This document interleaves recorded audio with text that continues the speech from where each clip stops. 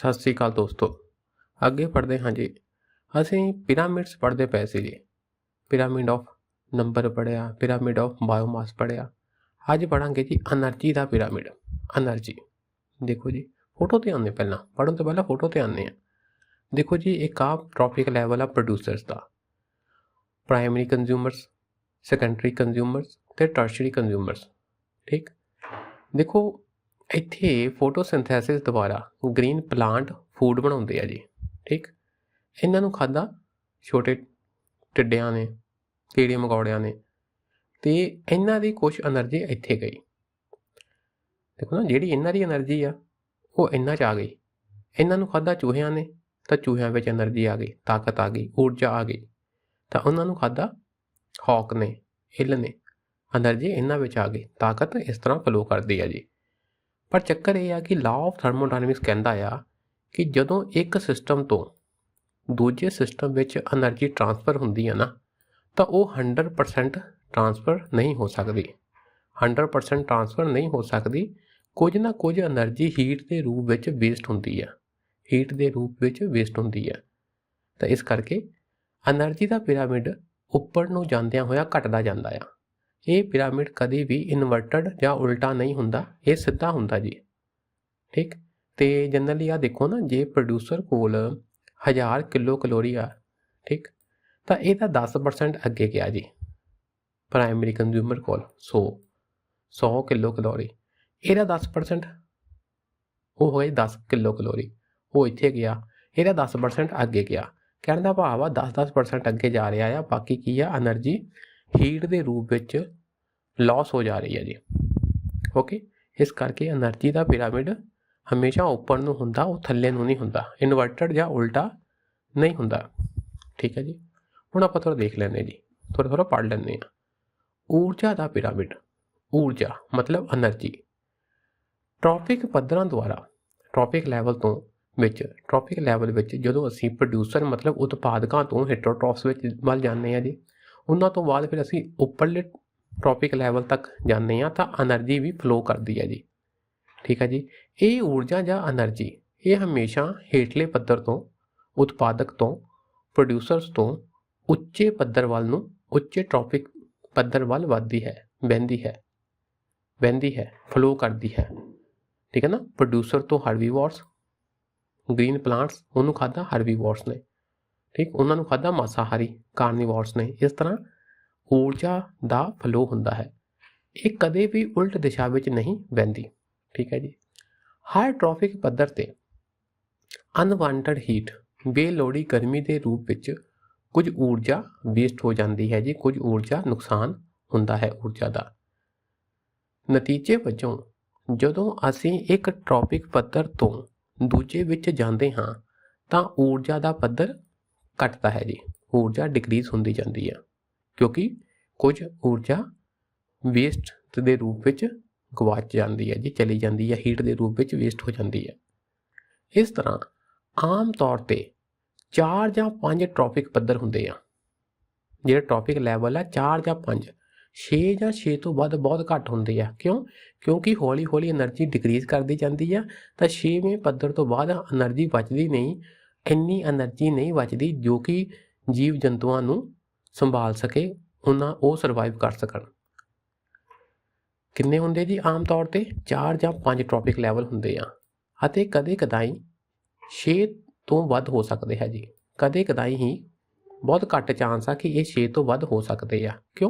ਕਿਉਂਕਿ ਇਸ ਤੋਂ ਪਰੇ ਕਿਸੇ ਵੀ ਜੀਵ ਦਾ ਸਮਰਥਨ ਕਰਨ ਲਈ, ਉਹਨੂੰ ਸਰਵਾਈਵ ਕਰਾਉਣ ਲਈ, ਸਮਰਥਨ ਨਹੀਂ ਇੱਥੇ ਸ਼ਬਦ, ਉਹਨੂੰ ਪਾਲਣ ਪੋਸ਼ਣ ਕਰਨ ਲਈ ਬਹੁਤ ਘੱਟ ਊਰਜਾ ਬਚਦੀ ਹੈ। ਠੀਕ ਹੈ ਨਾ, ਉਹਦੇ ਸਰਵਾਈਵ ਕਰਨ ਲਈ, ਜੀਵਿਤ ਰਹਿਣ ਲਈ ਐਨਰਜੀ ਬਹੁਤ ਘੱਟ ਬਚਦੀ ਆ। ਇਸ ਕਰਕੇ 6ਵੇਂ ਤੋਂ ਬਾਅਦ ਜਿਹੜੇ ਟ੍ਰੋਪਿਕ ਲੈਵਲ ਆ ਬਹੁਤ ਘੱਟ ਮਿਲਦੇ ਆ ਜੀ ਸਾਨੂੰ। ਜਦੋਂ ਊਰਜਾ ਨੂੰ ਇੱਕ ਟ੍ਰੋਪਿਕ ਪੱਧਰ ਤੋਂ ਦੂਜੇ ਵਿੱਚ ਟਰਾਂਸਫਰ ਕੀਤਾ ਜਾਂਦਾ ਹੈ ਤਾਂ ਗਰਮੀ, ਹੀਟ ਦੇ ਰੂਪ ਵਿੱਚ ਊਰਜਾ ਦਾ ਨੁਕਸਾਨ ਹੁੰਦਾ ਹੈ, ਊਰਜਾ ਵੇਸਟ ਹੋ ਜਾਂਦੀ ਹੈ। ਇਹ ਕੀ ਹੈ ਜੀ? ਲਾਅ ਆਫ ਥਰਮੋਡਾਇਨਮਿਕਸ ਦਾ ਇਹ ਲਾਅ ਆ ਜੀ, ਨਿਯਮ ਆ ਕਿ ਇੱਕ ਸਿਸਟਮ ਤੋਂ ਜਦੋਂ ਅਸੀਂ ਦੂਜੇ ਸਿਸਟਮ ਵਿੱਚ ਐਨਰਜੀ ਟਰਾਂਸਫਰ ਕਰਦੇ ਹਾਂ ਤਾਂ ਵਿੱਚ ਕੀ ਹੈ ਜੀ, ਕੁਝ ਐਨਰਜੀ ਵੇਸਟ ਹੋ ਜਾਂਦੀ ਹੈ। ਤਾਂ ਇਸ ਕਰਕੇ 100% એનર્ਜੀ ਇੱਕ ਸਿਸਟਮ ਤੋਂ ਦੂਜੇ ਸਿਸਟਮ ਵਿੱਚ ਨਹੀਂ ਜਾਂਦੀ। ਇਸ ਲਈ ਪਿਰਾਮਿਡ ਹਮੇਸ਼ਾ ਉੱਪਰ ਵੱਲ ਹੁੰਦਾ ਹੈ, ਅਪਰਾਈਟ ਹੁੰਦਾ ਹੈ। ਹੇਠਾਂ ਇੱਕ ਵਿਸ਼ਾਲ ਊਰਜਾ ਦਾ ਆਧਾਰ ਹੁੰਦਾ ਹੈ ਜੀ, ਬੇਸ ਜ਼ਿਆਦਾ ਵੱਡਾ ਹੁੰਦਾ ਹੈ। ਓਕੇ ਜੀ, ਆਪਾਂ ਗੱਲ ਸਮਝ ਲਈ ਪਹਿਲਾਂ ਹੀ। ਅੱਗੇ ਆਓ ਜੀ, ਊਰਜਾ ਪਿਰਾਮਿਡ ਜਾਂ એનર્ਜੀ ਦੇ ਪਿਰਾਮਿਡ ਦਾ ਸੰਕਲਪ, ਇਹ ਕਨਸੈਪਟ ਬਾਇਓਲੋਜੀਕਲ ਮੈਗਨੀਫਿਕੇਸ਼ਨ ਨੂੰ ਸਮਝਣ ਲਈ ਬਹੁਤ ਲਾਹੇਵੰਦ ਹੈ। ਇਸ ਸੰਕਲਪ ਦੁਆਰਾ ਬਾਇਓਲੋਜੀਕਲ ਮੈਗਨੀਫਿਕੇਸ਼ਨ ਜਾਂ ਬਾਇਓਮੈਗਨੀਫਿਕੇਸ਼ਨ ਦਾ ਕਨਸੈਪਟ ਬਣਦਾ ਹੈ ਜੀ। ਉਹ ਇੱਕ ਵਰਤਾਰਾ ਆ ਜੀ, ਉਹਨੂੰ ਅਸੀਂ ਸਮਝ ਸਕਦੇ ਹਾਂ એનર્ਜੀ ਪਿਰਾਮਿਡ ਦੀ ਕਨਸੈਪਟ ਦੇ ਦੁਆਰਾ। ਕਿੱਦਾਂ ਜੀ, ਦੇਖੋ ਇੱਥੇ ਹੀ ਆਓ। ਜੇ ਮੰਨ ਲਓ ਕਿ ਇੱਥੇ ਤੁਸੀਂ ਕੀਟਨਾਸ਼ਕ ਵਰਤੇ ਆ, ਇੱਥੇ ਜ਼ਹਿਰ ਆ ਜੀ, ਇਹਨਾਂ ਨੂੰ ਖਾਧਾ ਟਿੱਡਿਆਂ ਨੇ ਤਾਂ ਕੁਝ ਜ਼ਹਿਰ ਇਹਨਾਂ ਵਿੱਚ ਆ ਗਿਆ। ਇਹਨਾਂ ਨੂੰ ਖਾਧਾ ਚੂਹਿਆਂ ਨੇ, ਕੁਝ ਜ਼ਹਿਰ ਇਹਨਾਂ ਵਿੱਚ ਆ ਗਿਆ, ਤਾਂ ਫਿਰ ਅੱਗੇ ਕੁਝ ਜ਼ਹਿਰ ਇੱਲ ਵਿੱਚ ਚਲ ਗਿਆ। ਠੀਕ ਹੈ ਜੀ। ਅੱਛਾ, ਹੁਣ ਮੰਨ ਲਓ ਕਿ ਇੱਲ ਵਿੱਚ 10 ਮਿਲੀਗ੍ਰਾਮ ਜ਼ਹਿਰ ਆ ਗਿਆ ਜੀ, ਕੁਛ ਟੌਕਸਿਕ ਪਦਾਰਥ ਆ ਗਿਆ, MG ਆ ਗਿਆ। ਠੀਕ ਹੈ ਜੀ। ਫਿਰ ਇਸ ਇੱਲ ਨੇ ਹੋਰ ਚੂਹਿਆਂ ਨੂੰ ਖਾਧਾ, ਇਹਦੇ ਵਿੱਚ 10 ਹੋਰ ਐਡ ਹੋ ਗਿਆ ਜੀ। ਫਿਰ ਇਸ ਇੱਲ ਨੇ ਹੋਰ ਚੂਹਿਆਂ ਨੂੰ ਖਾਧਾ, ਇਹਦੇ ਵਿੱਚ 10 ਹੋਰ ਐਡ ਹੋ ਗਿਆ। ਤਾਂ ਕਹਿਣ ਦਾ ਭਾਵ ਆ ਕਿ ਇੱਲ ਦੇ ਵਿੱਚ ਉੱਪਰਲੇ ਲੈਵਲ ਵਿੱਚ ਜਿਹੜਾ ਪੋਲਿਊਟੈਂਟ ਆ, ਜਿਹੜਾ ਆਪਣੇ ਪ੍ਰਦੂਸ਼ਕ ਆ, ਪੋਲਿਊਟੈਂਟ ਆ ਜਾਂ ਜ਼ਹਿਰ ਆ ਜਾਂ ਕੀਟਨਾਸ਼ਕ ਆ, ਉਹਦੀ ਕੰਸਨਟ੍ਰੇਸ਼ਨ ਵੱਧਦੀ ਰਹਿੰਦੀ ਆ। ਇਹਨੂੰ ਕਹਿੰਦੇ ਜੀ ਬਾਇਓਮੈਗਨੀਫਿਕੇਸ਼ਨ। ਓਕੇ, ਇਹਨੂੰ ਕਹਿੰਦੇ ਆ ਬਾਇਓਮੈਗਨੀਫਿਕੇਸ਼ਨ। ਦੇਖ ਲੈਂਦੇ ਆ ਜੀ ਕੀ ਹੁੰਦਾ ਬਾਇਓਮੈਗਨੀਫਿਕੇਸ਼ਨ ਵਿੱਚ। ਜ਼ਹਿਰੀਲੇ ਪਦਾਰਥਾਂ ਦਾ ਖੁਰਾਕ ਲੜੀ ਦੇ ਉੱਚ ਪੱਧਰਾਂ ਵਿੱਚ ਹੌਲੀ ਹੌਲੀ ਵਾਧਾ ਹੁੰਦਾ ਹੈ। ਫੂਡ ਚੇਨ ਦੇ ਜਿਹੜੇ ਹਾਇਰ ਲੈਵਲ ਆ, ਹਾਇਰ ਲੈਵਲ ਕਿਹੜੇ, ਆਹ ਵਾਲੇ ਜੀ, ਉੱਪਰ ਵਾਲੇ, ਇਹਨਾਂ ਵਿੱਚ ਹੌਲੀ ਹੌਲੀ ਜਿਹੜੇ ਜ਼ਹਿਰੀਲੇ ਪਦਾਰਥ ਆ, ਟੌਕਸਿਕ ਮਟੀਰੀਅਲ ਆ, ਪੋਲਿਊਟੈਂਟਸ ਆ, ਉਹਨਾਂ ਦੀ ਕੰਸਨਟ੍ਰੇਸ਼ਨ ਵੱਧਦੀ ਰਹਿੰਦੀ ਆ। ਉਹਨੂੰ ਕਹਿੰਦੇ ਆ ਜੀ ਬਾਇਓਮੈਗਨੀਫਿਕੇਸ਼ਨ। ਬਾਇਓ ਮਤਲਬ ਜੀਵ, ਜੀਵਾਂ ਵਿੱਚ ਕਿਸੇ ਪਦਾਰਥ ਦੀ ਮੈਗਨੀਫਿਕੇਸ਼ਨ ਹੋ ਜਾਣੀ, ਠੀਕ, ਵੱਧ ਜਾਣਾ। ਠੀਕ ਹੈ ਜੀ। ਹੁਣ ਇਸ ਨਾਲ ਸੰਬੰਧਿਤ ਇੱਕ ਹੋਰ ਕਨਸੈਪਟ ਹੈ ਜੀ ਬਾਇਓ ਅਕਮੂਲੇਸ਼ਨ। ਹੁਣ ਆਪਾਂ ਦੇਖਦੇ ਹਾਂ ਕਿ ਬਾਇਓ ਅਕਮੂਲੇਸ਼ਨ ਅਤੇ ਬਾਇਓ ਮੈਗਨੀਫਿਕੇਸ਼ਨ ਵਿੱਚ ਕੀ ਫਰਕ ਆ। ਦੇਖੋ ਜੀ, ਬਾਇਓ ਅਕਮੂਲੇਸ਼ਨ ਸਿੰਪਲੀ ਸਮਝ ਲਈਏ ਕਿ ਜਿੱਦਾਂ ਹੁਣ ਆਹ ਦੇਖੋ, ਫਿਰ ਫੋਟੋ ਵੱਲ ਦੇਖੀਏ, ਸਿਸਟਮ ਵਿੱਚ ਕੀਟਨਾਸ਼ਕ ਐਡ ਹੋ ਗਏ। ਇਹ ਕੀਟਨਾਸ਼ਕ ਮੰਨ ਲਓ ਇਹਨਾਂ ਦੇ ਵਿੱਚ ਆ ਗਏ, ਕੀੜਿਆਂ ਨੇ ਖਾਧਾ ਘਾਹ ਨੂੰ ਅਤੇ ਘਾਹ ਦੇ ਵਿੱਚ ਕੀਟਨਾਸ਼ਕ ਪੈਸਟੀਸਾਈਡ ਆ ਗਏ। ਹੁਣ ਟਿੱਡਿਆਂ ਦੇ ਵਿੱਚ ਜਾਂ ਕਿਸੇ ਜੀਵ ਵਿੱਚ ਪੈਸਟੀਸਾਈਡ ਜਾਂ ਹਾਰਮਫੁੱਲ ਕੈਮੀਕਲ ਦਾ ਐਡ ਹੋਣਾ, ਉਹਨੂੰ ਕਹਿੰਦੇ ਜੀ ਬਾਇਓ ਅਕਮੂਲੇਸ਼ਨ। ਐਂਟਰ ਕਰਨਾ, ਉਹਨੂੰ ਕਹਿੰਦੇ ਬਾਇਓ ਅਕਮੂਲੇਸ਼ਨ।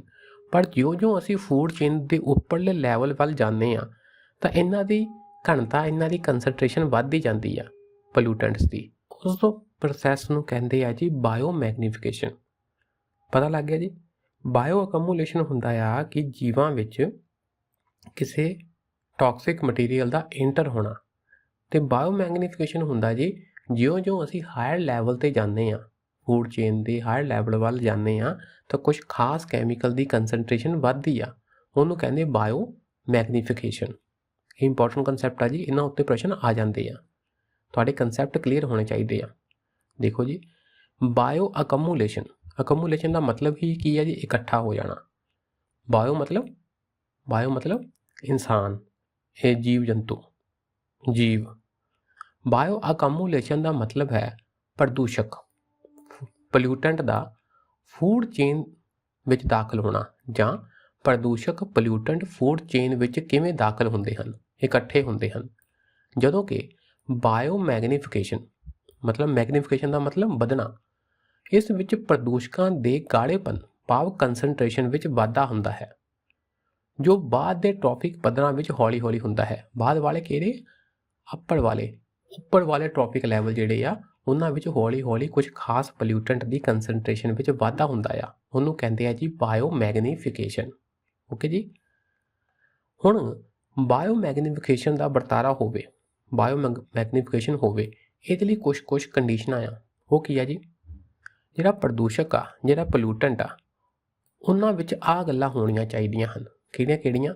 ਕਿ ਜਿਹੜਾ ਪੋਲਿਊਟੈਂਟ ਆ ਉਹ ਲੰਮੇ ਸਮੇਂ ਤੱਕ ਰਹਿਣ ਵਾਲਾ ਹੋਵੇ, ਭਾਵ ਉਹ ਟੁੱਟੇ ਨਾ, ਜੋ ਉਹਦੀ ਬਣਤਰ ਆ ਉਸੇ ਬਣਤਰ ਵਿੱਚ ਲੰਮੇ ਸਮੇਂ ਤੱਕ ਰਵੇ, ਤਾਂ ਹੀ ਉਹ ਪੋਲਿਊਟੈਂਟ ਐਗਜ਼ਿਸਟ ਕਰੇਗਾ ਨਾ ਲੌਂਗ ਟਰਮ ਲਈ। ਤਾਂ ਹੀ ਉਹ ਇੱਕ ਚੇਨ ਤੋਂ ਦੂਜੇ ਤੇ, ਇੱਕ ਲੈਵਲ ਤੋਂ ਦੂਜੇ ਲੈਵਲ, ਦੂਜੇ ਤੋਂ ਤੀਜੇ ਲੈਵਲ ਵਿੱਚ ਜਦੋਂ ਜਾਊਗਾ ਤਾਂ ਆਪਣੇ ਓਰੀਜਨਲ ਰੂਪ ਵਿੱਚ ਰਵੇਗਾ, ਜੇ ਉਹ ਲੰਬੇ ਸਮੇਂ ਤੱਕ ਰਹਿਣ ਵਾਲਾ ਹੈ। ਨਹੀਂ ਤਾਂ ਉਹ ਟੁੱਟ ਜਾਏਗਾ, ਪੋਲਿਊਟੈਂਟ ਨਹੀਂ ਹੋਏਗਾ, ਰਹੇਗਾ, ਕੁਛ ਹੋਰ ਰੂਪ ਵਿੱਚ ਟੁੱਟ ਜਾਏਗਾ ਜੀ, ਕੁਛ ਹੋਰ ਬਣ ਜਾਏਗਾ। ਉਹਦਾ ਲੌਂਗ ਲਾਈਫ ਟਾਈਮ ਹੋਣਾ ਚਾਹੀਦਾ ਆ। ਓਕੇ, ਉਹ ਮੋਬਾਈਲ ਹੋਵੇ, ਮੋਬਾਈਲ ਮਤਲਬ ਉਹ ਟਰਾਂਸਪੋਰਟ ਹੋਣ ਜੋਗਾ ਹੋਵੇ, ਇੱਕ ਸਿਸਟਮ ਤੋਂ ਇੱਕ ਟੌਪਿਕ ਲੈਵਲ ਤੋਂ ਦੂਜੇ ਵਿੱਚ ਜਾਣ ਜੋਗਾ ਹੋਵੇ, ਮੋਬਾਈਲ ਹੋਵੇ ਜੀ। ਠੀਕ ਹੈ ਜੀ, ਮੂਵ ਕਰਨ ਵਾਲਾ ਹੋਵੇ। ਉਹ ਚਰਬੀ ਵਿੱਚ ਘੁਲਣਸ਼ੀਲ ਹੋਵੇ ਜੀ, ਫੈਟ ਸੋਲੂਬਲ ਹੋਵੇ, ਫੈਟ ਸੋਲੂਬਲ। ਦੇਖੋ ਜੀ, ਉਹ ਦੇਖੋ ਦੋ ਚੀਜ਼ਾਂ ਹੁੰਦੀਆਂ ਜੀ, ਕੋਈ ਵੀ ਪਦਾਰਥ ਆ, ਜਾਂ ਤਾਂ ਉਹ ਜਨਰਲੀ ਵਾਟਰ ਸੋਲੂਬਲ ਹੁੰਦਾ, ਪਾਣੀ ਵਿੱਚ ਘੁਲ ਜਾਂਦਾ ਜੀ, ਜਾਂ ਉਹ ਚਰਬੀ ਵਿੱਚ ਘੁਲਦਾ ਹੁੰਦਾ। ਹੁਣ ਮੰਨ ਲਓ ਕੋਈ ਪੋਲਿਊਟੈਂਟ ਆ, ਜੇ ਉਹ ਪਾਣੀ ਵਿੱਚ ਘੁਲ ਜਾਵੇ ਤਾਂ ਉਹ ਸਾਡੇ ਸਰੀਰ ਵਿੱਚੋਂ ਪਾਣੀ ਵਿੱਚ ਘੁਲ ਕੇ ਬਾਹਰ ਨਿਕਲ ਜਾਏਗਾ, ਤਾਂ ਫਿਰ ਉਹਦੀ ਬਾਇਓਮੈਗਨੀਫਿਕੇਸ਼ਨ ਨਹੀਂ ਹੋਏਗੀ। ਅਤੇ ਬਾਇਓਮੈਗਨੀਫਿਕੇਸ਼ਨ ਲਈ ਜ਼ਰੂਰੀ ਆ ਕਿ ਉਹ ਚਰਬੀ ਵਿੱਚ ਘੁਲਣਸ਼ੀਲ ਹੋਵੇ, ਕਿਉਂਕਿ ਚਰਬੀ ਵਿੱਚ ਘੁਲ ਗਿਆ ਤਾਂ ਸਾਡੀ ਚਰਬੀ ਵਿੱਚ ਉਹ ਸਟੋਰ ਰਹਿੰਦਾ ਆ। ਤਾਂ ਇੱਕ ਜਾਨਵਰ ਨੂੰ ਜਦੋਂ ਦੂਜੇ ਜਾਨਵਰ ਨੇ ਖਾਧਾ ਤਾਂ ਇਹ ਚਰਬੀ ਰਾਹੀਂ ਉਹਨਾਂ ਵਿੱਚ ਚਲਾ ਜਾਂਦਾ ਹੈ, ਦੂਸਰੇ ਵਿੱਚ ਵੀ ਚਲਾ ਜਾਂਦਾ ਹੈ। ਅਤੇ ਇਸੇ ਲਈ ਕਿਸੇ ਵੀ ਜੀਵ ਵਿੱਚ ਜੇ ਤੁਸੀਂ ਚੈੱਕ ਕਰਨਾ ਹੋਵੇ ਕਿ ਕਿੰਨਾ ਕੁ ਪੋਲਿਊਟੈਂਟ ਆ, ਕਿੰਨਾ ਕੁ ਕੋਈ ਟੌਕਸਿਕ ਐਲੀਮੈਂਟ ਹੈਗਾ ਆ, ਤਾਂ ਤੁਸੀਂ ਉਹਦੇ ਜਾਂ ਸਾਇੰਟਿਸਟ ਉਹਦੀ ਚਰਬੀ ਦਾ ਸੈਂਪਲ ਲੈਂਦੇ ਆ, ਜਾਂ ਸਿੰਪਲੀ ਦੁੱਧ ਦਾ ਸੈਂਪਲ ਲੈਂਦੇ ਆ, ਕਿਉਂਕਿ ਦੁੱਧ ਵਿੱਚ ਵੀ ਕਾਫੀ ਚਰਬੀ ਹੁੰਦੀ ਆ। ਓਕੇ, ਅੱਗੇ ਆ ਜੀ, ਉਹ ਜੀਵ ਵਿਗਿਆਨਿਕ ਤੌਰ 'ਤੇ ਜਾਂ ਬਾਇਓਲੋਜੀਕਲੀ ਐਕਟਿਵ ਹੋਵੇ, ਕਿਰਿਆਸ਼ੀਲ ਹੋਵੇ। ਮੰਨ ਲਓ ਸਾਡੀ ਬਾਡੀ ਦੇ ਨਾਲ ਉਹ ਕਿਰਿਆ ਕਰੇ, ਇੰਟਰੈਕਟ ਕਰੇ, ਤਾਂ ਹੀ ਸਾਡੇ ਵਿੱਚ ਇੰਟਰ ਹੋਵੇਗਾ ਨਾ, ਇਹ ਗੱਲ ਹੋਈ ਜੀ।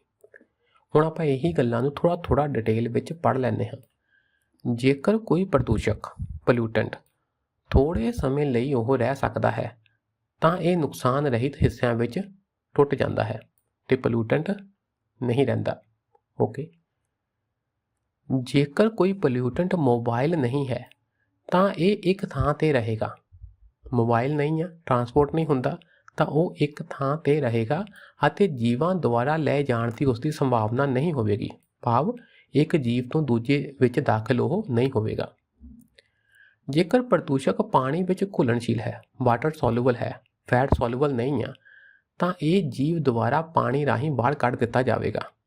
ਅਸੀਂ ਪਾਣੀ ਪੀਤਾ, ਸਾਡੇ ਅੰਦਰਲਾ ਪੋਲਿਊਟੈਂਟ ਪਾਣੀ ਵਿੱਚ ਘੁਲ ਗਿਆ ਅਤੇ ਪਾਣੀ ਰਾਹੀਂ ਫਿਰ ਬਾਹਰ ਨਿਕਲ ਗਿਆ ਜੀ, ਪੋਲਿਊਟੈਂਟ ਵੀ। ਦੂਜੇ ਪਾਸੇ ਪ੍ਰਦੂਸ਼ਕ ਪ੍ਰਦੂਸ਼ਕ ਦਾ ਮਤਲਬ ਪੋਲਿਊਟੈਂਟ ਜੋ ਚਰਬੀ ਵਿੱਚ ਘੁਲ ਜਾਂਦੇ ਹਨ, ਇਹ ਲੰਬੇ ਸਮੇਂ ਲਈ ਸਰੀਰ ਵਿੱਚ ਰਹਿ ਸਕਦੇ ਹਨ। ਠੀਕ ਹੈ ਜੀ, ਸਰੀਰ ਵਿੱਚ ਰਹੂਗੇ ਤਾਂ ਫਿਰ ਫੂਡ ਚੇਨ ਵਿੱਚ ਵੀ ਅੱਗੇ ਜਾਊਗੇ। ਇਸ ਲਈ ਅਸੀਂ ਜੀਵਾਂ ਦੀ ਚਰਬੀ ਵਾਲੇ ਟਿਸ਼ੂਆਂ ਵਿੱਚ ਪ੍ਰਦੂਸ਼ਕਾਂ ਨੂੰ ਮਾਪਦੇ ਹਾਂ। ਅਸੀਂ ਚਰਬੀ ਵਾਲੇ ਟਿਸ਼ੂ ਦਾ ਸੈਂਪਲ ਲੈਂਦੇ ਹਾਂ, ਕਿਸ ਲਈ? ਜੇ ਅਸੀਂ ਪੋਲਿਊਟੈਂਟ ਨੂੰ ਮੈਜ਼ਰ ਕਰਨਾ ਹੋਵੇ। ਠੀਕ ਹੈ ਜੀ।